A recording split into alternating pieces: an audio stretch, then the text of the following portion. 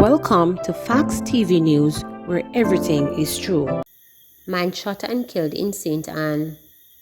A man was shot and killed in Pariton, St. Anne on Sunday night. He has been identified as Andre Murphy, otherwise Colcott of Pariton. Reports are that Murphy was in a bar in the community at about 10 o'clock Sunday night when a lone gunman entered the premises and fired a single shot which caught him in the head. He died on the spot. His killing comes after a sustained period of peace in the community, which previously had built up a reputation as a crime hotspot. The police are investigating. Former Senator Barry Warman dies. Former Senator and Councillor in St. Mary Barrington Warman has died. Reporters have been unable to ascertain details surrounding his passing. However, Robert Montague, Member of Parliament for Western St. Mary, where Warrington served, expressed sadness at his death in a message on WhatsApp. He was the councillor of the Karen Hall Division. Warman was a candidate for the Jamaica Labour Party JLP in the 1976 election, where he was beaten by A.G.R. Byfield in his quest for the Western St. Mary seat. Warman, who was a farmer, also served as board chairman of the College of Agriculture, Science and Education case in Portland. Holland Bamba Avenue in St. Elizabeth to be reduced to single lane. Effective today, the Holland Bamba Main Road in St. Elizabeth will be reduced to single lane traffic intermittently for the next 6 weeks in order to facilitate rehabilitative works. The activities that will include considerable patching roads along the 5-kilometer stretch is being undertaken through a special program by the National Works Agency NWA. According to Community Relations Officer for the NWA's South Region, Howard Hendricks, some $7 million is to be spent on the activities. Contractors working on behalf of the NWA will, among other things, be removing soft spots, reshaping sections of the corridor, and improving the base. The work on this main road will facilitate either movement of road users traveling to and from communities such as Ginger Hill, New Market, Black River, Santa Cruz, and Goshen. The roadway also serves as a major link to communities in neighboring parishes such as White House and Savannah-Lamar in Westmoreland, as well as Mandeville and Forest in Manchester, said the NWA in a press release. Motorists and pedestrians are advised to obey the instructions of the flagmen and traffic signs that are posted along the busy corridor. Team Jamaica did exceptionally well at Oregon World Championships, says Grange. Minister of Culture, Gender, Entertainment and Sport, Olivia Babsy Grange, says that Team Jamaica did exceptionally well to place third with 10 medals and second overall in the point standing at the just-ended World Championships in Eugene, Oregon in the United States. We came out ahead of more than 40+ other countries at the championships. It was a fantastic performance from Team Jamaica in our Diamond Jubilee year, said Grange. We hope that our athletes who were injured at the championships are well on their way to recovery, Grange added. Consumption taxes for June due Friday, July 29.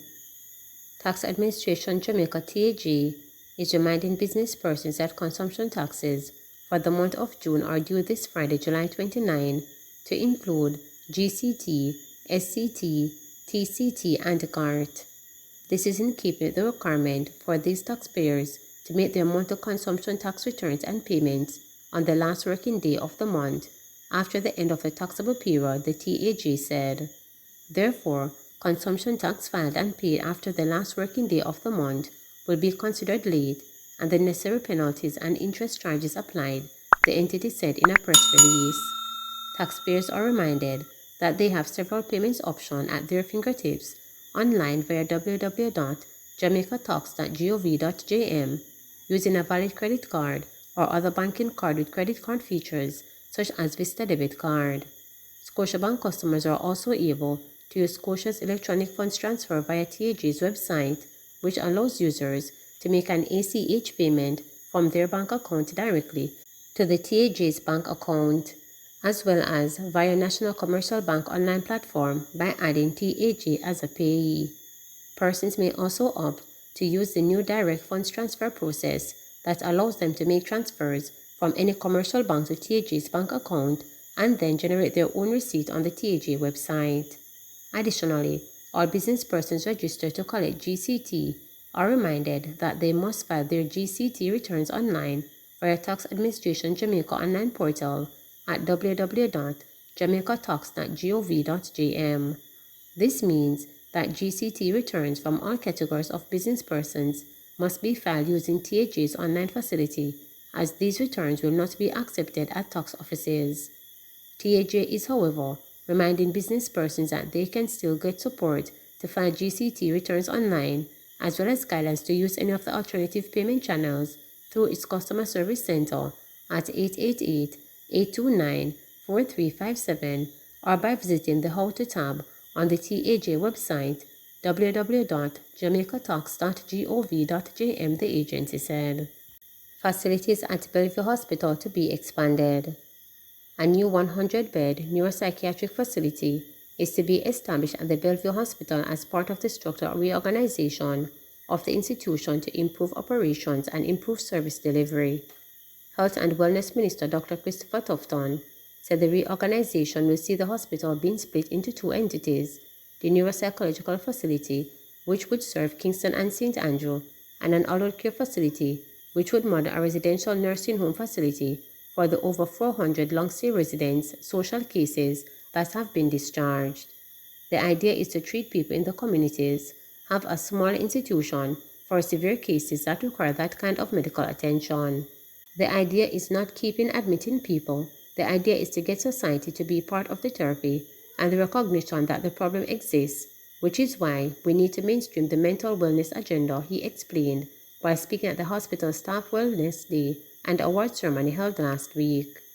Other improvements include expansion of services such as skill training, education, recreation, modernization of the dietary department, relocation of patients to the community, residential facility, and better linkage with the community mental health services to reduce the potential for admission of long-stayed patients.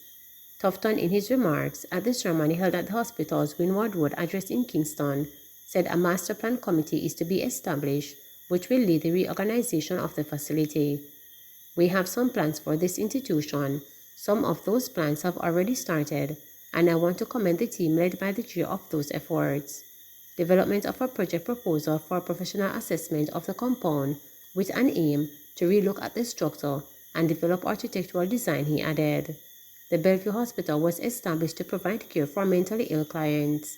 The hospital is divided into acute, subacute, psychomedical, mental subnormal, long-stay, psychogenetic, and rehabilitative wards. The hospital presently has 23 wards and over 700 patients. Entries open for National Youth Policy Summer Creative Challenge. The National Youth Policy Summer Creative Challenge is open to entries from youth between 15 and 28 years of age.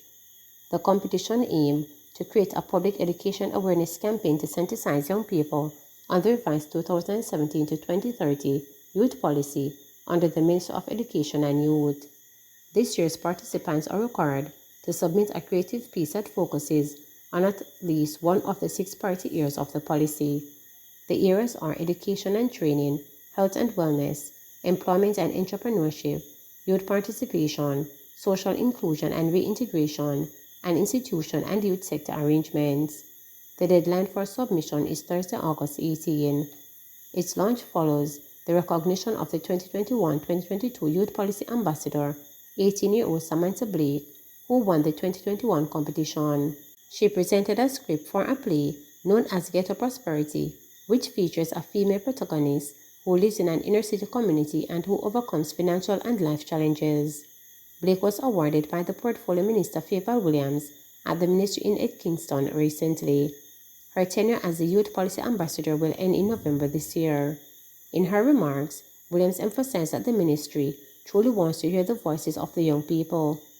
We want your input into the crafting of policies, especially those that affect your lives, she said. The competition offers participants the opportunity to explore why at least 6 of the natural youth policy goals is important to youth and their responsibility to supporting the government's youth development initiatives in fulfilling the policy intended goals, the minister said. For her part, Blake said the experience allows her to become more aware of the many opportunities, services, and forces actively working for her development through the policy. She pointed out that her creative piece was inspired by her own experience. As such, I wrote the play not only to give myself hope, but to also share that hope with other youth who have felt the same weight, Blake said. Interested participants should submit their entries to yapdjamaica@moey.gov.jm. They can also access the policy at www.youthjamaica.com. Zero tolerance to the smuggling of contraband into prisons, said Maine. The government will be taking a zero-tolerance approach to the smuggling of contraband into prison facilities, said Minister of State in the Ministry of National Security Xavier Maine. Maine, who was delivering the main address at the passing out parade for the 82nd intake of correctional officers at the Colorado Staff College in Runaway Bay, St. Anne on July 22nd, said it is against this background that the law has been amended where correctional officers can face prison time if found in breach. There will be zero-tolerance approach and harsh punishment for those who have been convicted of aiding and abetting in the smuggling of contraband into correctional facilities, the state minister explained. Maine also informed the newly inducted officers of the importance of their role as members of the Security Service and of Department of Correctional Services DCS mandate to improving national security and safeguarding public order. The DCS contributes to national security by securing, supervising, rehabilitating and reintegrating offenders as productive law-abiding citizens, the minister added, while charging graduates to always be your best, act boldly with the strategies and procedures while utilizing the knowledge learned. Maine pointed out that the Corrections Act was amended in December 2021 to impose not just severe fines, but to provide for prison time for officers who were found to be in breach of their calling and duties or facilitate the movement of prohibited items within the correctional facilities. He highlighted the 122 Nelson Mandela rules, which outlined the minimum standards for good prison management, including ensuring that the rights of all prisoners are respected despite being remanded or convicted. These rules were adopted in December 2015 at the United Nations General Assembly. Meanwhile, Maine said that major steps have been taken to ensure upward mobility in the prison facilities for hardworking officers, noting that gone are the days when promotions were done on the whims and fancies of a superior officer or will be any army comrade process.